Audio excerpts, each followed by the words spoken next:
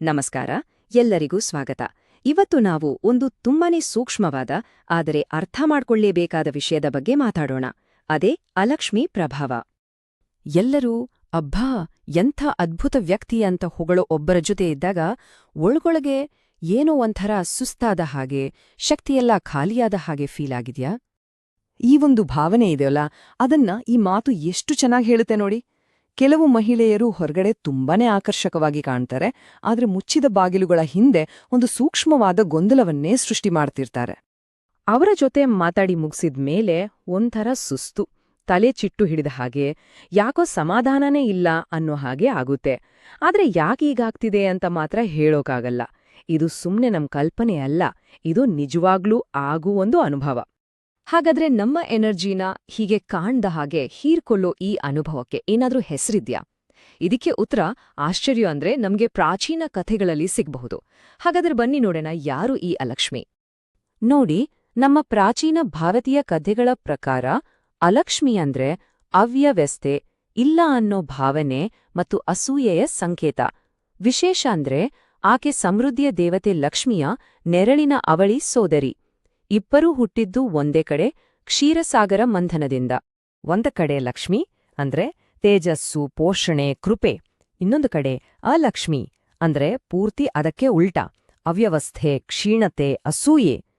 ಈ ಎರಡೂ ಶಕ್ತಿಗಳ ನಡುವಿನ ವ್ಯತ್ಯಾಸವನ್ನು ನಾವು ಅರ್ಥ ಮಾಡ್ಕೊಂಡ್ರೆ ನಾವು ಎದುರಿಸ್ತಿರುವ ಸಮಸ್ಯೆಯ ಮೂಲವನ್ನು ಹಿಡಿಯೋಕೆ ಅದೇ ಮೊದಲ ಹೆಜ್ಜೆ. ಸರಿ, ಈ ಪ್ರಾಚೀನ ಕಲ್ಪನೆ ಇವತ್ತಿನ ನಮ್ಮ ಆಧುನಿಕ ಜಗತ್ತಿಗೆ ಹೇಗೆ ಸಂಬಂಧಪಟ್ಟಿದ್ದು? ಮನೋವಿಜ್ಞಾನ ಈ ಬಗ್ಗೆ ಏನ್ ಹೇಳುತ್ತೆ ನೋಡೋಣ ಬನ್ನಿ.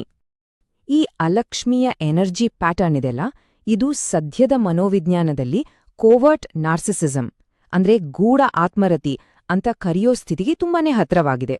ಅಂದ್ರೆ ಏನು?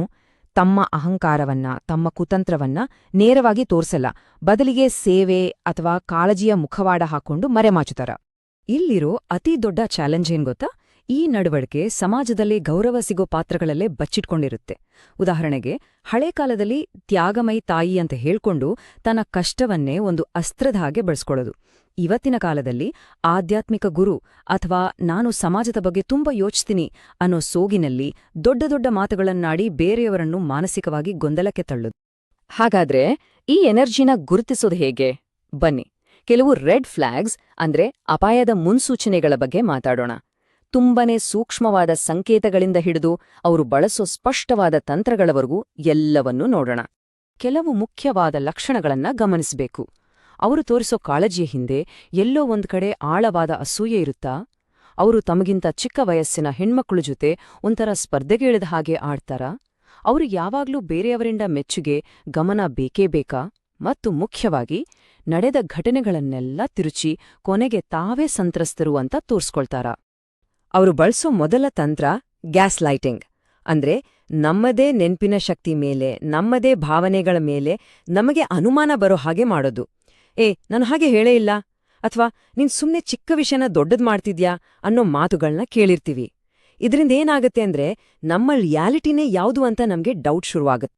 ಎರಡನೇ ತಂತ್ರ ಗಿಲ್ಟ್ ಟ್ರಿಪ್ಪಿಂಗ್, ಅಂದ್ರೆ ಅಪರಾಧ ಪ್ರಜ್ಞೆ ಮೂಡಿಸೋದು. ಇದು ನಮ್ಮ ಒಳ್ಳೆತನ, ನಮ್ಮ ಸಹಾನುಭೂತಿಯನ್ನೇ ನಮಗೆ ವಿರುದ್ಧವಾಗಿ ಬಳಸ್ಕೊಳ್ಳುತ್ತೆ. ನಾವು ನಮಗೋಸ್ಕರ ಒಂದು ಗಡಿ ಹಾಕ್ಕೊಳ್ಳೋಕೆ ಪ್ರಯತ್ನ ಮಾಡಿದ್ರೆ ನಮ್ಮಲ್ಲೇ ತಪ್ಪಿತಸ್ಥ ಭಾವನೆ ಹುಟ್ಟಿಸಿ ಆ ಗಡಿಯನ್ನು ಮುರಿದ್ಹಾಕ್ತಾರೆ. ಮೂರನೇ ತಂತ್ರ ಟ್ರಯಾಂಗ್ಲೇಷನ್, ಅಂದ್ರೆ ಮೂರನೇ ವ್ಯಕ್ತಿಯನ್ನು ಮಧ್ಯೆ ತಂದ್ಬಿಡೋದು. ಯಾಕೆ ಹೀಗ್ ಮಾಡ್ತಾರೆ ಅಂದ್ರೆ ಕಥೆ ಅವರ ಕಂಟ್ರೋಲ್ನಲ್ಲಿ ಇರ್ಬೇಕೋ ಮತ್ತು ನಮ್ಮನ್ನ ಒಂಟಿ ಮಾಡ್ಬೇಕು. ಬೇರೆಯವ್ರ ಹತ್ರ ನಮ್ಮ ಬಗ್ಗೆ ಚಾಡಿ ಹೇಳಿ ನಮ್ಮ ಸುತ್ತ ಇರೋ ಸಪೋರ್ಟ್ ಸಿಸ್ಟಮನ್ನೇ ಒಡ್ದಾಕ್ತಾರೆ. ಸರಿ, ಇಷ್ಟೆಲ್ಲ ಆಯ್ತು. ಈಗ ಇಂಥ ಎನರ್ಜಿಯಿಂದ ನಮ್ಮನ್ನ ನಾವು ಕಾಪಾಡ್ಕೊಳ್ಳೋದು ಹೇಗೆ? ನಮ್ಮ ಮನಃಶಾಂತಿಯನ್ನ ಮತ್ತೆ ಗಳಿಸೋಕೆ ಕೆಲವು ಪ್ರಾಕ್ಟಿಕಲ್ ಸ್ಟ್ರಾಟಜಿಗಳ ಬಗ್ಗೆ ಮಾತಾಡೋಣ. ನಮ್ಮುಂದೆ ಈಗ 2 ದಾರಿಗಳಿವೆ. ಒಂದು, ಆ ಪರಿಸ್ಥಿತಿಯಿಂದ ಹೊರಗೆ ಬರೋಕೆ ಸಾಧ್ಯ ಇದ್ರೆ, ಇನ್ನೊಂದು, ಅದನ್ನ ನಿಭಾಯಿಸಲೇಬೇಕಾದ ಅನಿವಾರ್ಯತೆ ಇದ್ರೆ. ಮೊದಲನೇ ದಾರಿ, ಒಂದು ವೇಳೆ ನಿಮಗೆ ಆ ಸಂಬಂಧದಿಂದ ಹೊರಗ್ ಬರೋಕ್ ಸಾಧ್ಯ ಇದ್ರೆ, ಸ್ಟೆಪ್ 1, ನಿಮ್ಮ ಮನಸ್ಸು ಹೇಳೋದನ್ನ ನಂಬಿ. ನಿಮ್ಮ ಇನ್ಸ್ಟಿಂಕ್ಟ್ಸ್ ಯಾವತ್ತೂ ಸುಳ್ಳು ಹೇಳಲ್ಲ. ಸ್ಟೆಪ್ 2, ಸದ್ದಿಲ್ದೆ ಕ್ಲೀನಾಗಿ ಸಂಬಂಧ ಮುಗಿಸಿ. ಸ್ಟೆಪ್ 3, ಅವ್ರು ಏನೇ ಡ್ರಾಮಾ ಮಾಡಿದ್ರೂ ಅದಕ್ಕೆ ತಲೆ ಕೆಡಿಸ್ಕೋಬೇಡಿ, ಎಂಗೇಜ್ ಆಗ್ಬೇಡಿ. ಅರೆ, ಒಂದ್ ವೇಳೆ ಆ ಸಂಬಂಧವನ್ನ ಕಳೆದುಕೊಳ್ಳೋಕಾಗದೇ ಇದ್ರೆ, ಅಂದ್ರೆ ಕುಟುಂಬದವರೇ ಆಗಿದ್ರೆ ಅಥವಾ ಕೆಲಸ ಮಾಡುವ ಜಾಗದಲ್ಲಿ ಇಂಥವರಿದ್ರೆ, ಆಗೇನ್ ಮಾಡೋದು? ಇಂಥ ಸಂದರ್ಭಗಳಲ್ಲಿ ಗ್ರೇ ರಾಕ್ ಮೆಥಡ್ ಅಂತ ಒಂದು ತಂತ್ರ ಇದೆ. ಇದು ತುಂಬಾ ಚೆನ್ನಾಗಿ ಕೆಲಸ ಮಾಡುತ್ತೆ. ಇದರ ಅರ್ಥ ಒಂದು ಬೂದು ಬಣ್ಣದ ಕಲ್ಲಿನ ತರ ಭಾವನಾತ್ಮಕವಾಗಿ ಏನೂ ಪ್ರತಿಕ್ರಿಯೆ ಕೊಡದೇ ಇರೋದು. ಅವ್ರು ಏನ್ ಕೇಳಿದ್ರು ಚಿಕ್ಕದಾಗಿ ಫ್ಯಾಕ್ಟ್ಸ್ ಮಾತ್ರ ಹೇಳಿ, ಯಾವುದೇ ಎಮೋಷನ್ ತೋರಿಸ್ಬೇಡಿ. ಹೀಗ್ ಮಾಡಿದ್ರೆ ಏನಾಗುತ್ತೆ ಅಂದ್ರೆ ನೀವು ಅವ್ರಿಗೆ ಬೋರಿಂಗ್ ಟಾರ್ಗೆಟ್ ಆಗ್ತೀರಾ. ಅವರ ನಾಟಕಕ್ಕೆ ಬೇಕಾದ ಎನರ್ಜಿ ನಿಮ್ಮಿಂದ ಸಿಗಲ್ಲ. ಆಗ ಅವರೇ ಸುಮ್ನಾಗ್ತಾರೆ. ಇದಲ್ಲದೆ ಇನ್ನೂ ಕೆಲವು ಉಪಾಯಗಳಿವೆ. ಅವರ ಮುಂದೆ ನಿಮ್ಮ ಭಾವನೆಗಳನ್ನ ಜಾಸ್ತಿ ತೋರಿಸ್ಕೊಳ್ಬೇಡಿ. ಅವರಿಂದ ಮೆಚ್ಚುಗೆ ಸಿಗುತ್ತೆ ಅಂತ ಕಾಯೋದನ್ನ ನಿಲ್ಲಿಸಿ. ನಿಮ್ಮ ಮನಸ್ಸಿನಲ್ಲೇ ಗಟ್ಟಿ ಗಡಿಗಳನ್ನ ಹಾಕೊಳ್ಳಿ. ಮತ್ತು ಎಲ್ಲದಕ್ಕಿಂತ ಮುಖ್ಯವಾಗಿ ನಿಮಗೆ ನಿಜವಾಗ್ಲೂ ಸಪೋರ್ಟ್ ಮಾಡೋ ನಿಮ್ಮ ಸ್ನೇಹಿತರು, ಕುಟುಂಬದವರ ಜೊತೆಗಿನ ಸಂಬಂಧವನ್ನ ಇನ್ನಷ್ಟು ಗಟ್ಟಿ ಮಾಡ್ಕೊಳ್ಳಿ. ಕೊನೆಗೆ ಒಂದು ವಿಷಯ ನೆನಪಿಡಿ, ಈ ತರಹದ ಎನರ್ಜಿ ನಮ್ಮ ಜೀವನದಲ್ಲಿ ಬರೋದು ಒಂದು ಶಾಪ ಅಲ್ಲ.